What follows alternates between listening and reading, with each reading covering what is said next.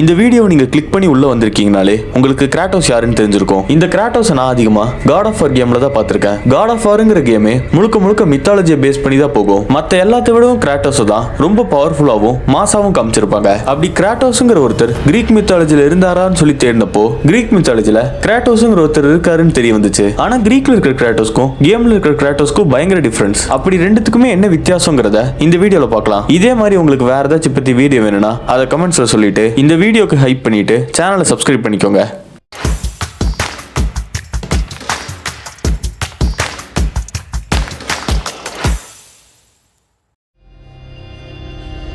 Greek மித்தாலஜியில் இருக்கிற கிராட்டோஸை பத்தி நமக்கு தெரியறதுக்கு முன்னாடி கிரீக் மித்தாலஜி எப்படி உருவாச்சுங்கிறது நமக்கு தெரியணும். இதை பொறுத்த வரைக்கும் டைட்டன்ஸ்ங்கிற பெரிய ஜெயின்ஸ் தான் இந்த உலகத்தை ஆட்சி செஞ்சுட்டு இருந்தாங்க. அப்படி டைட்டன்ஸோட ராஜாவா இருந்தால்தான் குரோனஸ். குரோனஸ்க்கு முன்னாடி அவங்க அப்பா யுரேனஸ் தான் டைட்டன்ஸ்க்கு எல்லாத்துக்குமே ராஜாவா இருந்திருக்காரு. ஆனா அவர் சாகர நேரத்துல குரோனஸை ராஜாவாக்கிட்டு என்ன ஆனாலும் உன் பசங்க கிட்ட மட்டும் ஜாக்கிரதையாரு, அவங்கள யாராச்சும் ஒருத்தங்க தான் உன்னை கொல்லுவாங்கன்னு சொல்லிட்டு செத்துட்டாரு. இவர் இப்படி சொன்னதுமே குரோனஸ்க்கு பயங்கரமா பயமாயிடுச்சு. எப்ப பார்த்தாலும் இதை பத்தியே தான் யோசிச்சுட்டு இருந்தாரு. யுரேனஸ் சொன்ன மாதிரியே குரோனஸ்க்கும் அவரோட வைஃப் ரியாக்கும் முதல் குழந்தையா ஹிஸ்டியாங்கிற ஒரு குழந்தை பிறகுறாங்க. அவங்க அப்பா சொன்னது உண்மையாயிடுமோங்கிற பயத்திலே குரோனஸ் அந்த குழந்தைய முழுங்கிட்டாரு.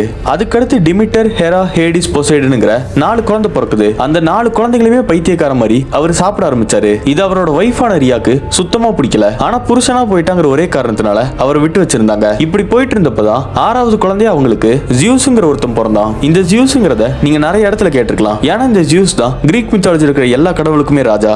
ஜியூஸ் பிறந்ததை பத்தி தெரிஞ்சுக்கிட்ட குரோனஸ் அவரையும் சாப்பிடலான்னு வந்தப்போ அவங்களோட வைஃப் ரியா ஜியூஸை காப்பாத்தணுங்கிறதுக்காக ஒரு பாறையை குழந்தை மாதிரி சுத்தி கொடுத்துட்டாங்க. குரோனஸும் அது குழந்தையா பாறையான்னு கூட பார்க்காம அதை எடுத்து வாயில போட்டு இனி நமக்கு எந்த பிரச்சனையும் வராதுன்னு சொல்லி கிளம்பி போயிட்டாரு. ஜியூஸ் ரியா பத்திரமா கூட்டிட்டு போய் யாருக்கும் தெரியாம ஒரு இடத்துல வச்சு வளர்த்தாங்க. அப்படி வளர ஜியூஸ் ரொம்ப பவர்ஃபுல்லான ஒரு கடவுளா மாறி அவங்க அப்பா குரோனஸை எப்படியாச்சும் கொல்லணும்னு முடிவு பண்ணி தைரியமா போய் அவர்கிட்ட சண்டைக்கு நின்னாரு. அந்த சண்டையில ஜியூஸ் அடிச்சடியில குரோனஸ் அவர் முழுங்கின 5 பசங்களையுமே துப்பிட்டு நான் போய் ஆளுங்களை கூட்டிட்டு வரேன்னு டைட்டன்ஸ் எல்லாம் வச்சு ஒரு ஆர்மி ஃபார்ம் பண்ணாரு. குரோனஸையும் மத்த டைட்டன்ஸையும் தோக்கடிக்கிறதுக்கு ஜியூஸும் எல்லா கடவுள்களையும் ஒன்னா சேர்த்தி ஒரு ஆர்மியா ஃபார்ம் பண்ணி டைட்டன்ஸ் எதிர்த்து ஒரு போர் நடத்தினாரு. இந்த போர் மொத்தம் 10 வருஷம் நடந்திருக்கு. இந்த போரோட கடைசியில கடவுள்கள் டைட்டன்ஸ் தோக்கடிச்சதுனால மிச்சம் மீதி இருந்த எல்லா டைட்டன்ஸையும் ஜியூஸ் அவரோட வேலைக்காரங்களா வச்சுட்டு இருந்த எல்லா கடவுள்களுக்குமே ஜியூஸ் ராஜாவானாரு. இந்த கதையில எப்படி கிராட்டோஸ் வந்தாருன்னு பாத்தீங்கன்னா ஓஷனஸ்ங்கிற ஒரு டைட்டனுக்கும் டெத்தீஸ்ங்கிற ஒரு டைட்டனுக்கும் ஸ்டிங்க்ஸ்னு ஒரு பொண்ணு பிறக்கிறா. இது சாதாரண பொண்ணு கிடையாது. இந்த பொண்ணு ஒரு கடவுள் தான். ஸ்டிங்க்ஸோட வேலையை ஒரு புனிதமான நதியை பாத்துக்கிறது. அதனாலேயே அந்த நதிக்கும் ஸ்டிங்க்ஸ்னு பேர் வச்சுட்டாங்க. இந்த விஷயம்லாம் டைட்டன் வாருக்கு முன்னாடி நடக்கிறது. அப்போ காட் ஆஃப் வாரா இருந்தது ஒரு டைட்டன். அவரோட பேர் பலாஸ். இந்த பலாஸும் ஸ்டிங்க்ஸும் ஒரு தடவை மீட் பண்ணி ஒருத்தர் புடிச்சு போக இவங்க 2 பேருமே கல்யாணம் பண்ணிக்கிட்டாங்க. அதனால அவங்களுக்கு 4 குழந்தை பிறந்துச்சு. இந்த 4 குழந்தையுமே டேமன்ஸ்னு சொல்லுவாங்க. அதாவது இவங்க கடவுள்கள் அளவுக்கு பவராவும் இருக்க மாட்டாங்க, மனுஷங்க அளவுக்கு வீக்காவும் இருக்க மாட்டாங்க. முதல் குழந்தையோட பேரு நைக், 2வது குழந்தை பேரு ஜியோலஸ், 3வது குழந்தை பேரு பியா, 4வது குழந்தை தான் கிரேட்டோஸ். கிரேட்டோஸ் வந்துட்டு காட் ஆஃப் வார்லாம் கிடையாது, அவர் காட் ஆஃப் ஸ்ட்ரென்த். இவர் பார்க்கவே ரொம்ப மஸ்குலரா இருப்பாரு. இந்த டைட்டன் வார் நடக்க ஆரம்பிச்சதுக்கு அப்புறம் கடவுள்கள் ஒரு பக்கமும் டைட்டன்ஸ் ஒரு பக்கமும் போயிட்டாங்க. இதுல ஸ்டிங்க்ஸ் ஒரு கடவுள், ஆனா அவங்களோட ஹஸ்பண்ட் பலாஸ் ஒரு டைட்டன். இதனாலேயே அவங்க 2 பேத்துக்கும் சண்டையாகி ஸ்டிங்க்ஸ் ஜியூஸ் கூட சேர்ந்துக்கிட்டாங்க. இவங்க மட்டும் இல்லாம அவங்களோட 4 பசங்களும் போய் ஜியூஸ் கூட நின்னு அவங்களோட அப்பாவான பலாச சம்மடி அடிச்சாங்க. முன்னாடியே சொன்ன மாதிரி ஜியூஸ் அந்த வார்ல ஜெயிச்சு இந்த 4 பசங்களையுமே அவரோட பாடி கார்டா வச்சுக்கிட்டாரு. அதாவது கிரேட்டோஸ் ஜியூஸோட பாடி கார்டு. இந்த கதை இல்லாம கிரேட்டோஸ கிரீக் மித்தாலஜில இன்னும் ஒரே ஒரு கதையில மட்டும் தான் மென்ஷன் பண்ணிருக்காங்க. அது என்ன கதைனா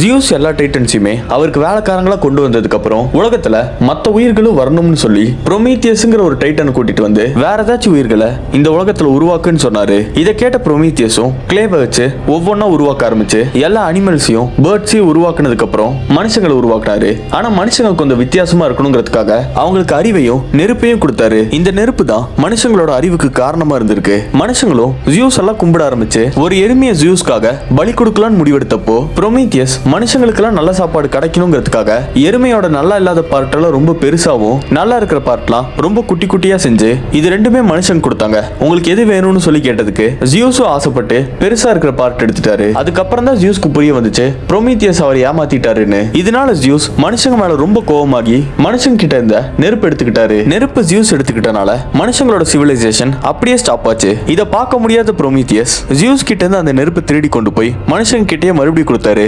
ப்ரோமீத்தியஸ் இப்படி பண்ணது ஜியூஸுக்கு தெரிய வர ஜியூஸ் ரொம்ப கோவமாகி கிரேட்டோஸை கூப்பிட்டு என்ன ப்ரோமீத்தியஸ் ஏமாத்திட்டான், நீ போய் அவனை புடிச்சிட்டு வான்னு சொல்லியிருக்காரு. கிரேட்டோஸும் ஜியூஸ் சொன்ன மாதிரி ப்ரோமீத்தியஸ் போய் அடிச்சு இழுத்துட்டு வந்து ஜியூஸ் கிட்ட கொடுத்து ஜியூஸோட ஆர்டருக்கு கீழே ப்ரோமீத்தியஸை ஒரு பெரிய மலை மேல கட்டி போட்டு ஜியூஸோட பறவையை வச்சு ப்ரோமீத்தியஸோட வயிறை கொஞ்சம் கொஞ்சமா குத்தி குத்தி கிழிச்சு அவரோட லிவரை சாப்பிட வச்சாங்க. ஆனா இது எல்லாமே ப்ரோமீத்தியஸ் உயிரோடு இருக்கிறப்ப நடந்துச்சு. ஏன்னா ப்ரோமீத்தியஸ்க்கு ரீஜெனரேஷன் எபிலிட்டி இருந்துச்சு. அந்த கழுகு எவ்வளவுதான் குத்துனாலும் அவரோட ஆர்கன்ஸ் திரும்பி வளர்ந்துரும். ஆனா அவரோட வலி மட்டும் அப்படியே இருக்கும். இந்த வலியை ரொம்ப வருஷத்துக்கு ப்ரோமீத்தியஸ் அனுபவிச்சுட்டு இருந்தப்போ ஹெர்குலஸ் வந்து அந்த கழுகு கொண்டு ப்ரோமீத்தியஸை விடுவிச்சாரு. இந்த வீடியோல அதிகமா நான் கிரேட்டோஸை பத்தி பேசியிருக்க மாட்டேன். ஏன்னா கிரேட்டோஸ்ங்கிற ஒருத்தரை பத்தி இவ்வளவுதான் இருக்கு. கிரேட்டோஸ் உண்மையாவே எந்த ஒரு கடவுளையும் கொண்டது கிடையாது. அவர் அவ்வளவு பெரிய பயங்கரமான ஆளும் இல்ல. இந்த காட் ஆஃப் வார் மாதிரியான கேம்ல அவர் பயங்கரமா பில்டப் பண்ணி விட்டு மாஸ் ஆக்கிட்டாங்க. இந்த வீடியோ இவ்வளவு தூரம் பாத்திருக்கீங்கன்னா இந்த வீடியோக்கு ஒரு லைக் போட்டு உங்களுக்கு என்ன கேரக்டர் வேணுமோ அதை கமெண்ட்ஸ்ல சொல்லிட்டு அப்படியே ஹைப் பண்ணிட்டு இந்த சேனலை சப்ஸ்கிரைப் பண்ணிக்கோங்க.